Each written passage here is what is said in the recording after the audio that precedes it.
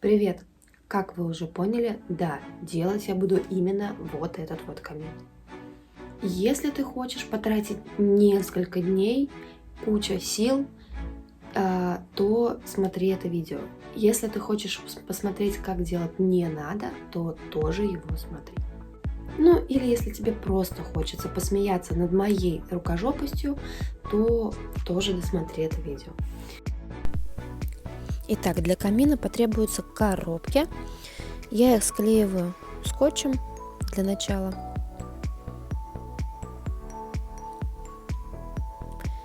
Камин я буду делать небольшой, поэтому я взяла самый маленький размер коробок в строительном магазине. Ну и несколько коробок у меня валялись на балконе.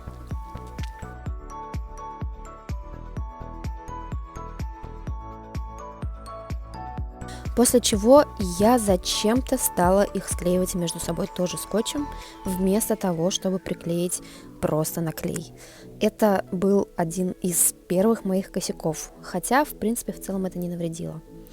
Потом я решила немножко смухлевать и обклеить их обоями, и вот еще один косяк: так делать не надо, потому что потом я эти обои все равно убрала. Я даже пыталась их прогрунтовать, но это не помогло. Поэтому я взяла просто ПВА, бумагу и для начала обклеила все стыки между коробками.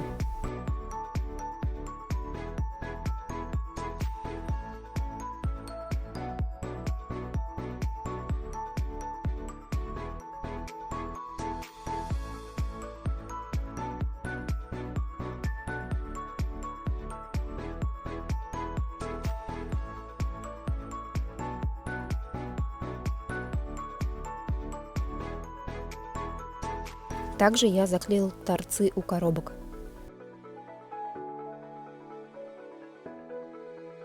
Дальше я опять зачем-то скотчем склеила коробки для основания камина, хотя их можно было посадить на клей.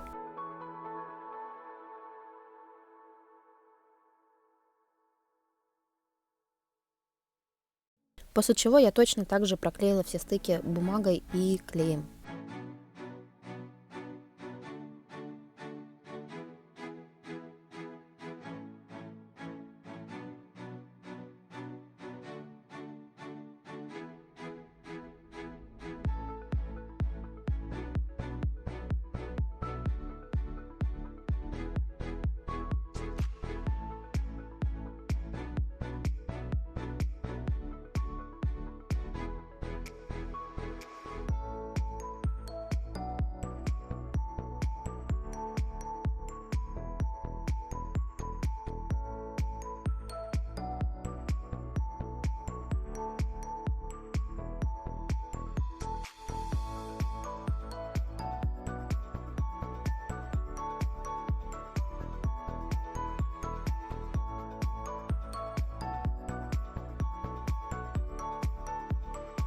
Далее на основание камина я уже приклеиваю наконец-таки на клей, склеены по 2 коробки по бокам.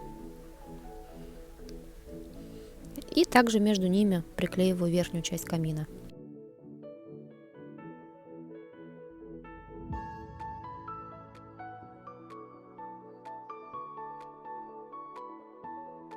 Ну и чтобы это держалось лучше, пока она склеивается, я еще проклеила это скотчем сверху. После чего я приклеиваю столешницу наверх. Сразу скажу, что этого мне не хватило. У меня на этом этапе закончились коробки. И я поехала покупать еще, чтобы приклеить еще один слой столешницы кверху и сделать заднюю стенку.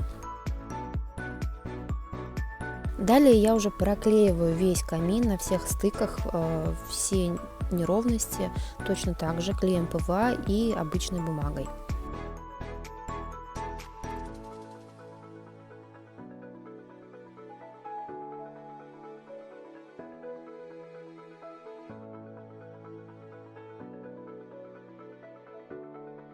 Тут, наверное, вы обратили внимание, что бумагу я взяла не чисто белую, я взяла бумагу из запасов макулатуры, то есть она где-то разрисованная она была фломастерами, и это еще один из косяков, который делать не надо.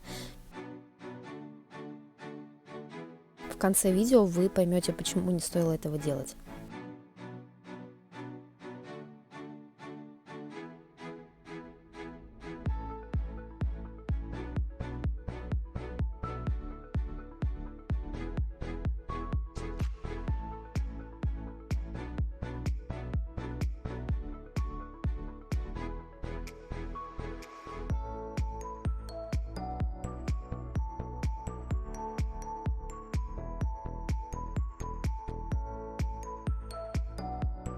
Вот они, сорванные обои. Оторвать у меня не получилось их полностью.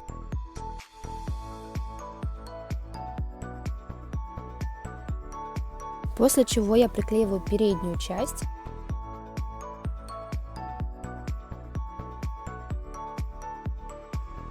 Ну, я надеюсь, не очень заметно, что у меня отвратительный глазомер, и полукруг у меня получился не совсем ровный.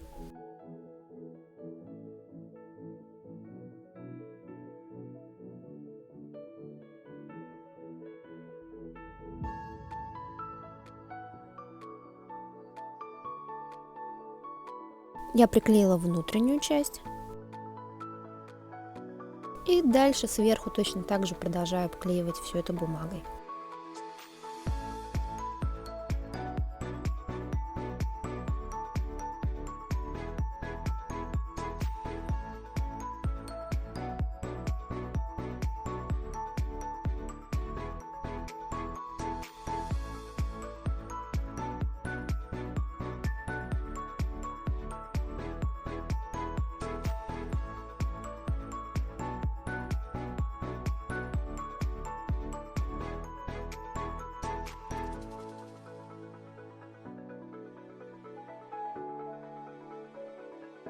На следующий день я съездила за коробкой и приклеиваю заднюю часть.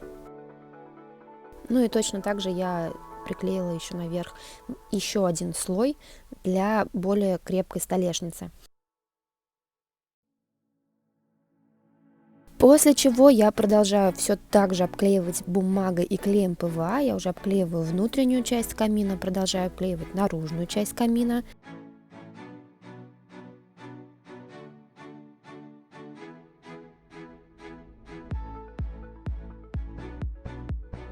На самом деле бумага и клей ПВА — это очень большая палочка-выручалочка для того, чтобы на любой вещи, которую вы делаете, можно спрятать какие-то неровности.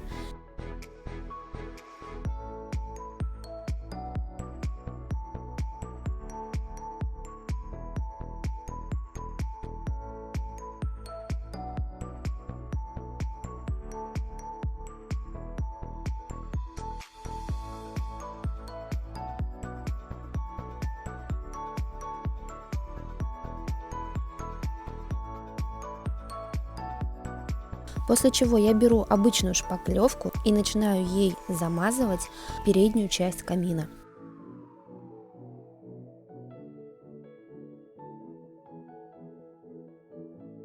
Делаю я это не очень толстым слоем.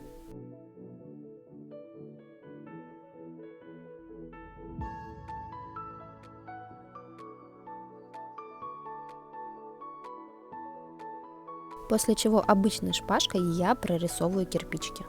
Таким образом, кирпичи будут объемными.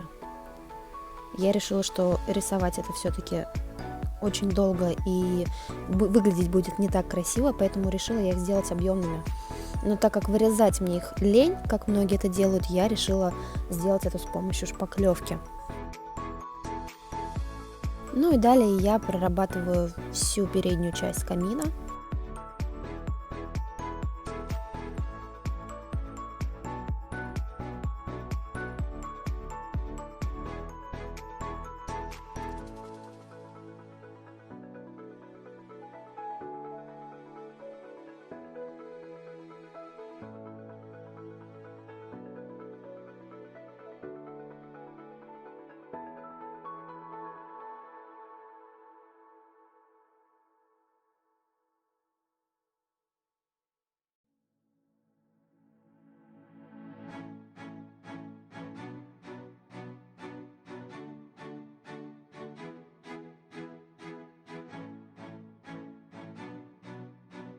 Про столешницу я тоже не забываю.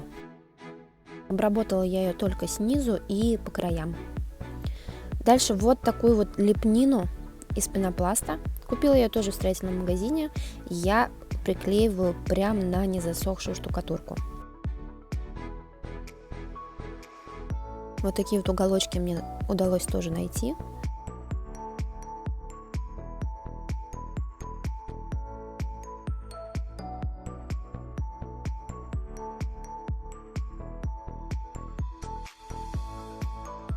Точно так же я прорабатываю боковые части камина.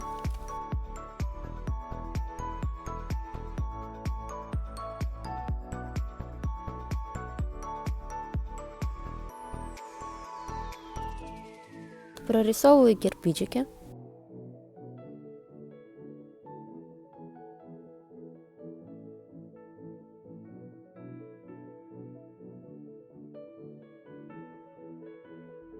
Заднюю часть камина я просто прокрашиваю белой краской. Так как она будет стоять все равно около стены, ее видно не будет, она для меня не так важна. Но если вам не лень, вы можете точно так же проработать это все шпаклевкой. На передней арке камина я решила сделать кирпичики по кругу. Делаю я их точно так же шпаклевкой, только уже их не прорисовываю, а просто, скажем так, налепливаю сверху.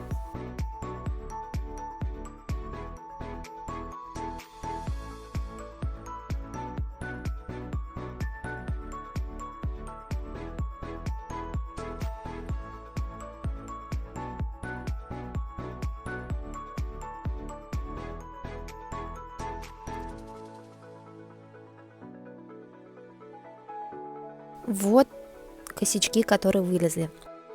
Вот это вот все, это бумага, на которой были нарисованы какие-то рисунки фломастером, и краска от фломастеров, она просочилась сквозь шпаклевку. Я могу сказать, что потом, когда я это красила, сквозь краску это тоже просочилось. Ну и вот еще один из косяков, это трещинки после высыхания. Сох он у меня сутки. Так как картон все-таки более гибкий, то шпаклевка, конечно, в некоторых местах немного потрескалась. Но я думаю, что ничего страшного, это все перекроется краской, потому что красить будем плотно.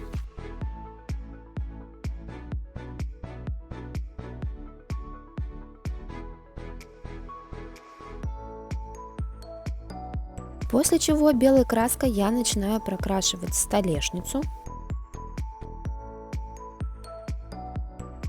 Затем внутреннюю часть камина.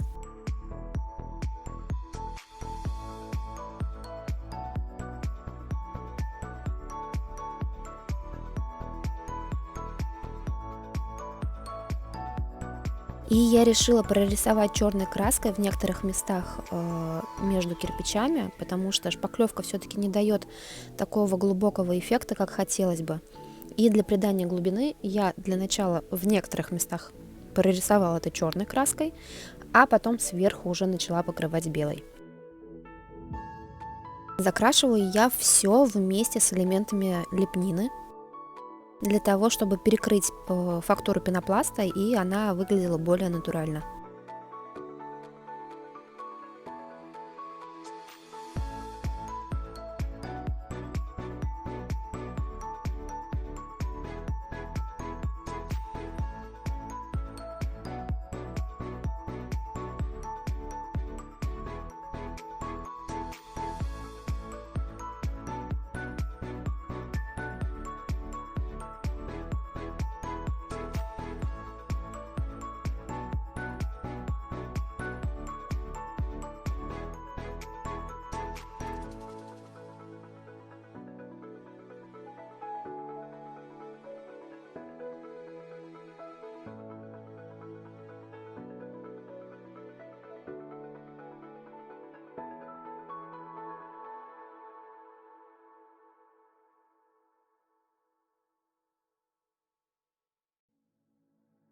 Вот что получается на данном этапе.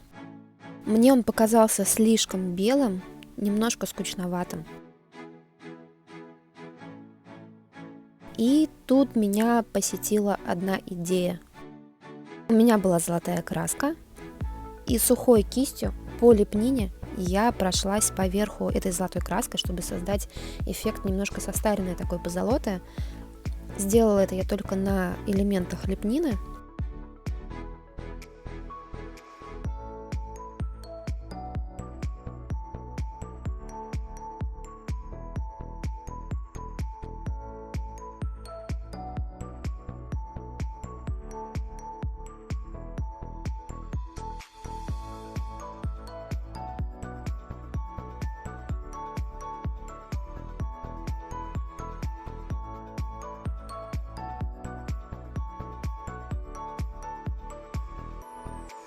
Но и этого мне оказалось мало, и я покрасила таким же образом столешницу.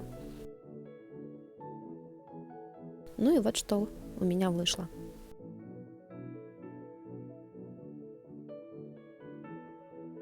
Тут мне тоже показалось, что что-то недокончено.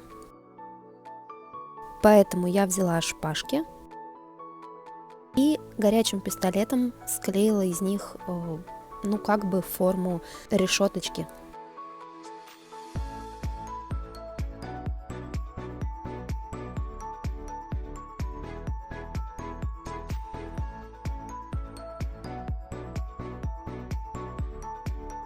После чего прокрасила все это черной краской.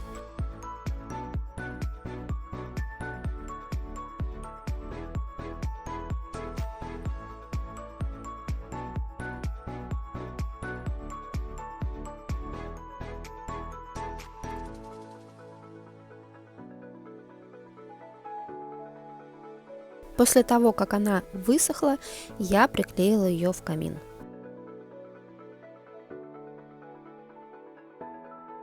И вот что у меня получилось. Теперь мне нравится результат. Ну и вообще, хотелось как лучше, а получилось как всегда.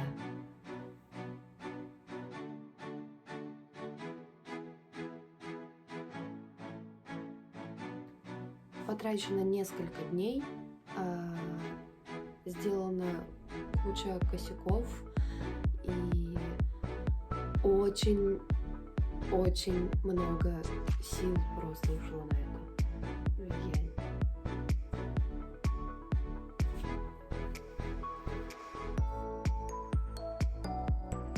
Нет слов. И вот такой вот новогодний каминчик у меня получился. Если тебе понравился такой результат, то ставь лайк под этим видео. И до встречи в новом видео. Пока!